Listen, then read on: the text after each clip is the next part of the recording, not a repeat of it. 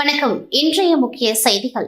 புதுவை அரசு குடிசை மாற்று வாரியத்தின் மூலம் மங்களம் தொகுதிக்குட்பட்ட 39 பயனாளிகளுக்கு பாரத பிரதமர் கல்வீடு கட்டும் திட்டத்தின் கீழ் ரூபாய் 46 லட்சம் வழங்கப்பட்டது. இந்நிகழ்ச்சியில் வேளாண் துறை அமைச்சர் தேனி ஜெயக்குமார், முதன்மை செயல் அதிகாரி சவுந்தரராஜன், இளநிலை பொறியாளர் அனில்குமார், நல ஆய்வாளர் மேகநாதன் ஆகியோர் கலந்து கொண்டார்கள். புதுச்சேரி கதிர்காமம் பகுதியில் அமைந்துள்ளது தில்லையடி வள்ளியம்மை அரசு ஆரம்ப பள்ளி. இப்பள்ளியில் 100க்கும் மேற்பட்ட மாணவ மாணவிகள் பயின்று வருகின்றனர்.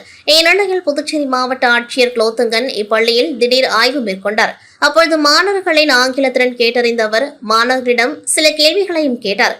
மேலும் மாணவர்கள் கேட்ட சில சந்தேகங்களுக்கும் பதிலளித்த ஆட்சியர் அப்பள்ளியில் பணிபுரியும் ஆசிரியர்களிடம் மாணவர்களுக்கு நல்ல கல்வித்திறனை கற்றுத்தருமாறு அறிவுறுத்தினார். மேலும் மாணவர்கள் விளையாட்டிலும் கவனம் செலுத்த வேண்டும் எனவும் மாணவர்களிடம் அவர் தெரிவித்தார். தொடர்ந்து பள்ளியில் மாணவர்களுக்கு அடிப்படை வசதிகளான கழிப்பறை வசதி, சுத்தமான குடிநீர், போதிய வெளிச்சம் மற்றும் காற்று வசதி உள்ளிட்டவைகள் குறித்து ஆய்வு செய்தார். வீட்டுத் தோட்டம் அமைத்தல் மற்றும் தோட்டக்கலை பயிர்கள் பராமரிப்பு குறித்து அஞ்சல் ஊழியர்களுக்கு விதைப்பைகள் வழங்கி பயிற்சி அளிக்கப்பட்டது. அஞ்சல் துறை சார்பில் பிப்ரவரி 10ஆம் தேதி முதல் பிப்ரவரி 28ஆம் தேதி வரை வசந்த கால திருவிழா கொண்டாடப்படுகின்றது.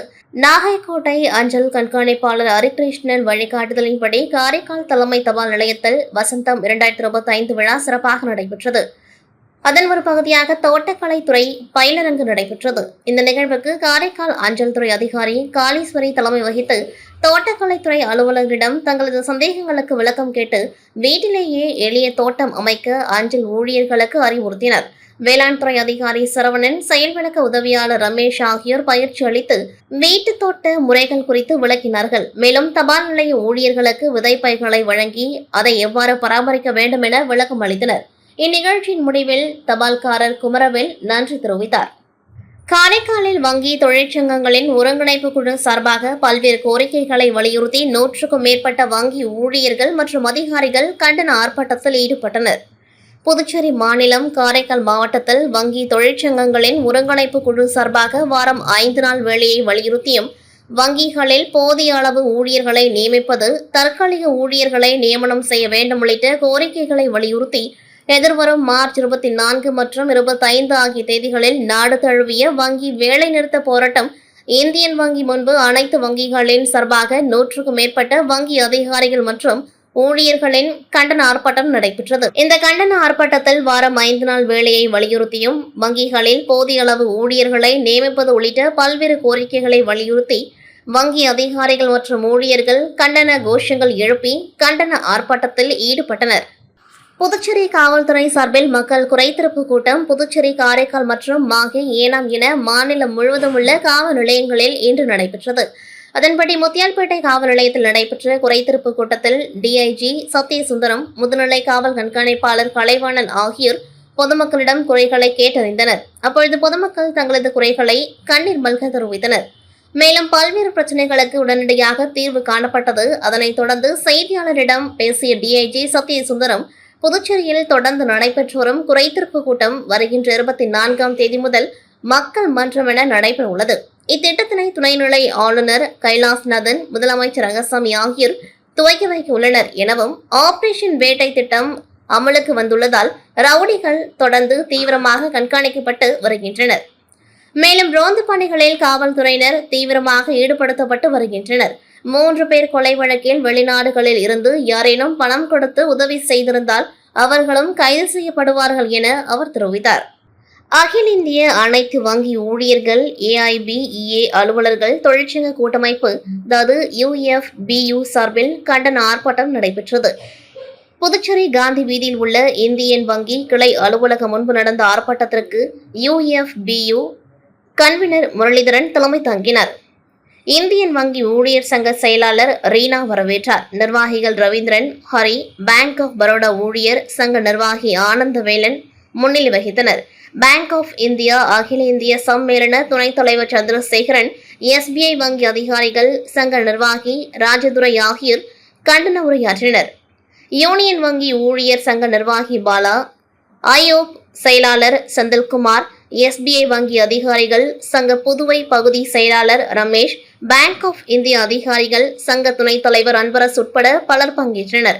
ஆர்ப்பாட்டத்தில் வங்கிகளில் அனைத்து பிரிவு ஊழியர்கள், அலுவலர்கள் பணி நியமனம் மற்றும் அனைத்து தற்காலிக பணியாளர்களை நிரந்தரமாக்க வேண்டும், பொதுத்துறை வங்கிகளில் காலி பணியிடங்களை நிரப்ப வேண்டும் உட்பட பல்வேறு கோரிக்கைகள் வலியுறுத்தப்பட்டன. ஸ்டேட் வங்கி ஊழியர் சங்க நிர்வாகி நிதிஷ் நன்றி கூறினார். புதுச்சேரி அடுத்த மண்ணாடிப்பட்டு தனியார் பள்ளியில் அறிவியல் கண்காட்சி இன்று தொடங்கியது. இந்த கண்காட்சியில் சிறப்பு விருந்தினராக கலந்து கொண்ட முதுநிலை காவல் கண்காணிப்பாளர் நாரா சைதன்யா அறிவியல் கண்காட்சியை துவக்கி வைத்து பார்வையிட்டார். இந்த அறிவியல் கண்காட்சியில் அறிவியல், வேதியியல், கணிதம், சுற்றுச்சூழல் பாதுகாப்பு, பிளாஸ்டிக் தடை, மழைநீர் சேமிப்பு உள்ளிட்ட பல்வேறு வகையான படைப்புகள் என 500க்கும் மேற்பட்ட அறிவியல் கண்காட்சியில் இடம்பெற்றுள்ளன. இதனை பள்ளியில் படிக்கும் மாணவர்கள் மட்டுமின்றி ஏராளமான பெற்றோர்களும் பொதுமக்களும் பார்வையிட்டு சென்றனர். மாணவர்களுக்கு அறிவியல் ஆர்வத்தை ஊக்குவிக்கவும் அவர்களின் படைப்பாற்றலை வெளிக்கொண்டு வரும் வகையில் இதுபோன்ற கண்காட்சிகள் நடத்தப்படுவதாக பள்ளி நிர்வாகம் சார்பில் தெரிவிக்கப்பட்டது. இந்த கண்காட்சியில் சிறப்பு விருந்தினர்களாக லீட் அமைப்பின் துணைத் தலைவர் ஹரிஹரன் மற்றும் ICMR specialist doctor Daniel Regan மற்றும் பள்ளி முதல்வர் அருண் உட்பட ஆசிரியர்கள் என திரளாக கலந்து கொண்டார்கள். புதுச்சேரி பிரீமியர் லீக் போட்டிகளுக்கான வீரர்களின் ஏலம் இன்று காலை 11 மணிக்கு துத்திப்பேட் கிரிக்கெட் அசோசியேஷன் ஆஃப் பாண்டிச்சேரியின் வளாகத்தில் நடைபெற்றது.